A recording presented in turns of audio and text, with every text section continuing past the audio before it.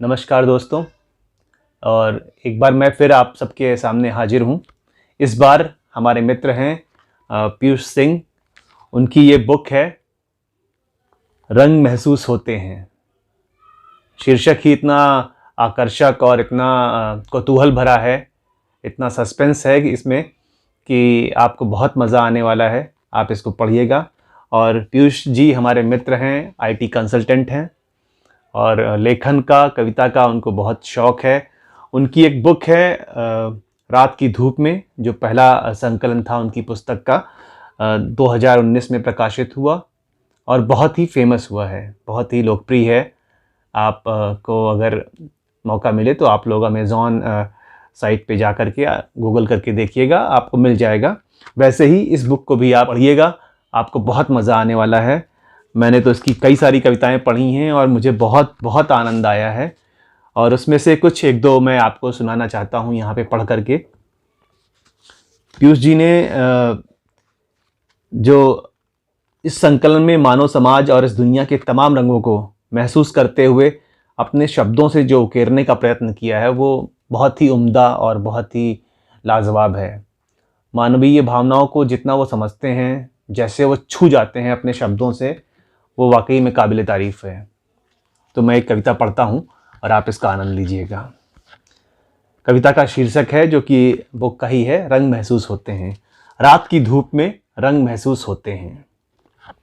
न्योता था रजनी का, न्योता था रजनी का स्वर्णिम धूप खाने का। न्योता था रजनी का स्वर्णिम धूप खाने का, अवसर था मन के भीतर कहीं दीप जलाने का। न्योता था रजनी का स्वर्णिम धूप खाने का, अवसर था मन के भीतर कहीं दीप जलाने का।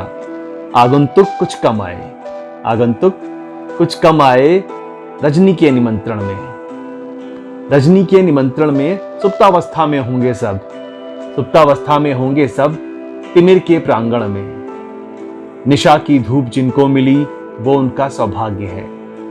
निशा की धूप जिनको मिली वो उनका सौभाग्य है। जो उससे वंचित रहे वो भी उनका भाग्य है। ला रहा हूं कुछ अलग मैं, ला रहा हूं कुछ अलग मैं अपनी प्रवृत्ति के अनुसार।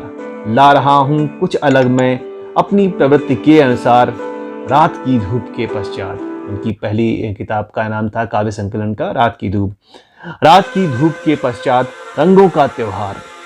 जीवन के हर रंग से कुछ ना कुछ है इसमें, जीवन के हर रंग से कुछ ना कुछ है इसमें।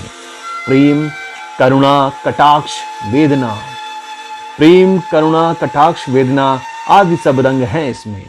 जीवन के हर रंग से कुछ न कुछ है इसमें। प्रेम, करुणा, कटाक्ष, वेदना आदि सब रंग हैं इसमें। रंग बांटने में अक्सर, रंग बांटने में अक्सर हम कितने कंजूस होते हैं। रंग बांटने में अक्सर हम कितने कंजूस होते हैं। और रंग जब दिखते नहीं तब महसूस होते हैं। रंग जब दिखते नहीं तब महसूस होते हैं। बहुत सुंदर, बहुत सुंदर। वैसे तो मुझे इस संकलन की सारी ही कविताएं बहुत पसंद आई हैं और बहुत मुश्किल है इनमें से कुछ को चुन पाना, पर मैंने कोशिश की है। और एक और कविता है जिसका शीर्षक है घोड़ा और पिता। कविता का शीर्षक है घोड़ा और पिता। घोड़े और पिता एक से ही होते हैं। घोड़े और पिता एक से ही होते हैं। हमेशा भागने दौड़ने वाले, अमूमन कभी न बैठने वाले, शक्तिशाली, बलशाली, कभी न थकने वाले पिता और घोड़े। वाह क्या बात है। नाथ दिए जाते हैं परिवार के तांगे में, नाथ दिए जाते हैं परिवार के तांगे से और खींचते हैं पूरे परिवार की सवारी। यूं तो चहुओर देख सकते हैं किंतु, यूं तो चहुओर देख सकते हैं किंतु आंखों के दोनों तरफ लगी होती है एक पट्टी। आंखों के दोनों तरफ लगी होती है एक पट्टी, जिससे उन्हें सिर्फ गंतव्य दिखता है, जिससे उन्हें सिर्फ गंतव्य दिखता है। परिवार का गंतव्य, परिवार का लक्ष्य। स्वयं के लिए देखने की ना इजाजत है न फुर्सत, स्वयं के लिए देखने की ना इजाजत है न फुर्सत। अपनी क्षमता अनुसार अपने परिवार का तांगा पूरी शिद्दत से खींचता है पिता। अपनी क्षमता अनुसार अपने परिवार का तांगा पूरी शिद्दत से खींचता है पिता। पैरों में तजुर्बे की नाल वक्त की कील से ठुकवा कर दौड़ता रहता है पिता।